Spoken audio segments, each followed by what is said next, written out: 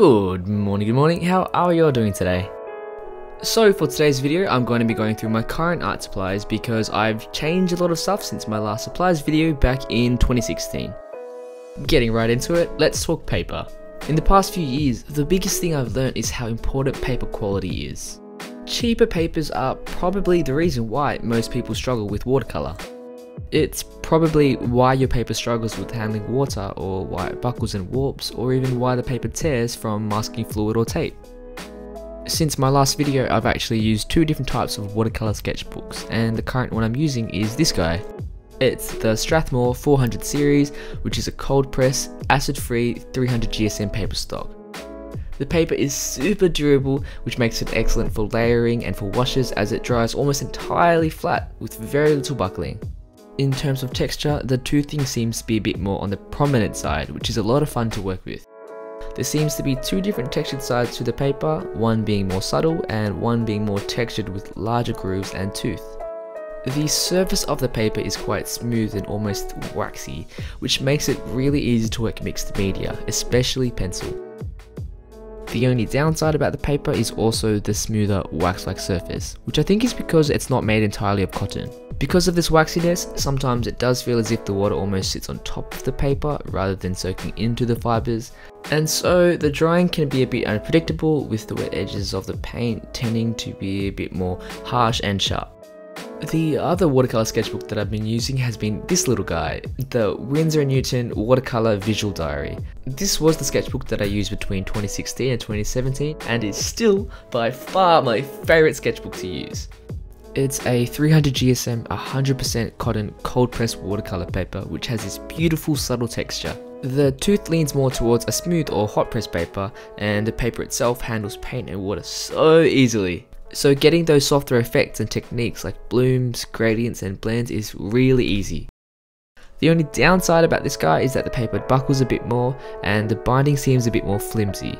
As you can see, these pages are almost falling off, barely hanging by a thread, but that also might just be because I handle my sketchbooks pretty roughly. When I'm making important pieces for exhibitions or commissions, I use individual sheets of my absolute favourite paper, Arches Cold Press. In my eyes, it is the absolute perfect paper for painting with watercolour, but it does come with a very steep price tag. For starters, the absorption quality of Arches paper is like nothing else. I feel like the paper retains water a bit longer, so it kind of delays the drying process of the paint, giving you more time to work and actually move the paint. So it's perfect if you want to get smooth blends or soft transitions, and an example of this would be for painting skin. Arches is super durable, and so buckling and warping is a minimal. It handles wash after wash, layer after layer, and still retains its shape and quality. And I've also personally never had my paper tear or rip when using masking techniques. But most importantly of all is the texture. Oh man, the texture. It reminds me of handmade papers because the texture feels quite randomized rather than a uniform pattern. There's just something so beautiful about the grain, the grooves, the tooth, and the just oh man. The texture is honestly just mwah. I could go on and on about how much I love Arches. Honestly, I struggle to even think of a flaw, but the only thing I dislike about it is how incredibly expensive it is. Paper is such a big topic to talk about, so I think it's probably best to save a more in-depth review for another time. But for now, let's move on to brushes. So I've actually replaced my previous brush collection to ones from a company called Treacle.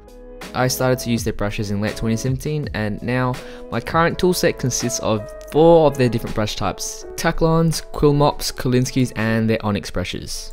The first brushes I want to talk about are my Taklons, which are a staple to my set. They're synthetic hair brushes, so they're very affordable. For those who don't know, synthetic brushes hold less paint and water, but they're more springy or rigid in comparison to natural hairs. Because of this springiness, they're actually perfect for control, so blending, mixing and stable brush strokes, as well as just in general being a lot easier to use.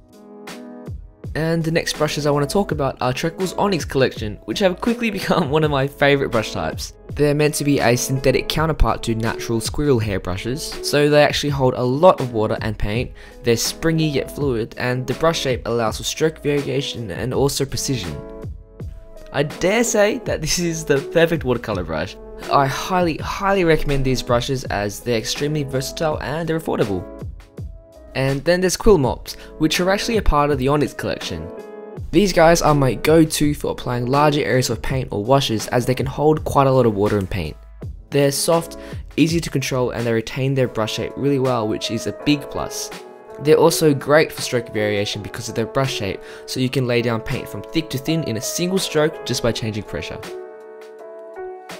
And last but not least, Kolinsky's. These guys are made from natural hair, and so they actually hold the most amount of water and paint. They've got less spring to them and instead are more fluid and soft, so you get more natural expression and movement in your brush strokes. The only downside about them is that they're the most expensive, and so while I do love Kolinsky's, I honestly wouldn't recommend them unless your budget allows. I do have some other brushes for other specific uses like my flat brush or my fan brush from Iron Lac, but these brushes rarely get used.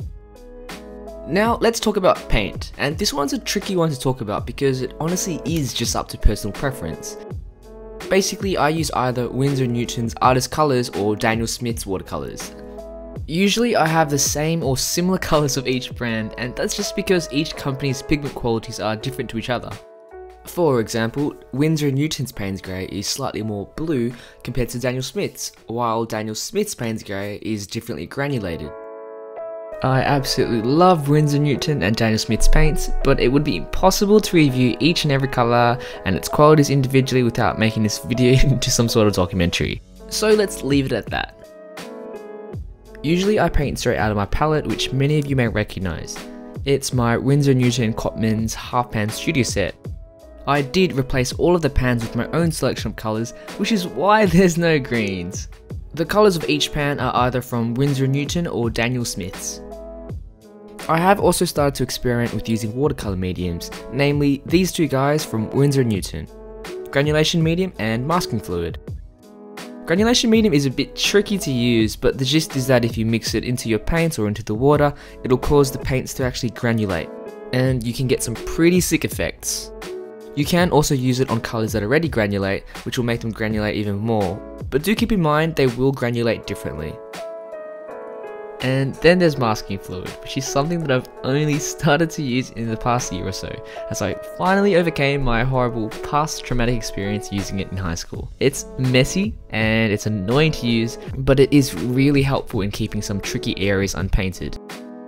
I applied the masking fluid with a brush, but just a warning that masking fluid destroys brushes, so try not to use it with brushes that are expensive or important to you. And then there's gouache, which is basically a more opaque version of watercolour. It's a great medium for adding opaque elements or bright solid colours. For example, I use it here in this Ghost in the Shell piece to create the geometric shapes. So far I've just been using Winsor & Newton's designer gouaches with no complaints, but I am yet to try different brands, so we'll see how that goes. Now let's talk pencils. For those who've ever wondered what I use for my line work, it's these guys, the Staedtler Lumograph pencils. I've never found myself ever having any issues with the graphite of the pencils blending into the paint or water, so I've stuck with them since. I also use Faber-Castell's Polychromos pencils to touch up my paintings in areas that I want to be more vibrant or to create coloured line work. My favourite thing about the Polychromos is that they feel a lot less waxy in comparison to other pencil brands. So when I'm using them on top of my watercolour layers, they actually have less of a glossy sheen and look a bit more natural. Next up, inks. I use metallic inks a lot less nowadays because I prefer actual gold leaf and silver leaf. But I still find these guys super useful as they're water based, so they're easy to work with and I can use them with dip pens or even brushes. And when it comes to those super fine white details that I use in my paintings, I actually use ink in two different ways. Firstly, the classic Sakura Jelly Roll pen. It's a staple as it's super easy and convenient to use, and I love using these for my sketches. The only downside about the gel pen is that the ink isn't as opaque as I'd like it to be. Which brings me to the second use, the Winsor & Newton White Calligraphy ink. It's opaque and great for fine details as you can use it with either a dip pen or a brush.